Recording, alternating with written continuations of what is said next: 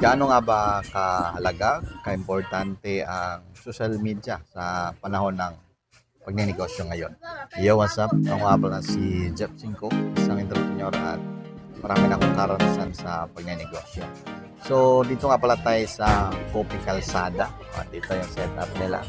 Kasama ko yung asawa ko at anak ko, andyan sila. So, dito kami naghapunan ngayon sapagkat na-busy, no? So, hindi kami nakaluto is 7:35 na at naubusan rin kami ng bigas. So, dito na kami kumain ngayon ng hapunan. So, isa sa mga napapansin ko dito, yung area nila is papasok talaga. Hindi siya gaanong makikita pag maglalakad ka or sa daanan, hindi siya gaanong mapapansin. Pero pagpasok mo sa loob, ang daming tao, no? Ganun kahalaga ang social media sa panahon natin ngayon.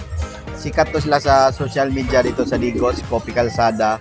Pero sa labas, hindi mo mapapansin, no? Kasi ang liit lang ng area niya sa labas, parang parkingan lang, maliit talaga na pwesto. Basta parang ano siya sa loob, parang food hall, no? Para siyang nakalimutan ko. Sige, sa susunod na lang. Basta kakaiba talaga ang social media pagdating sa panahon ngayon sa ating negosyo. Yan lang, magandang gabi. So, kain muna kami. Bye-bye.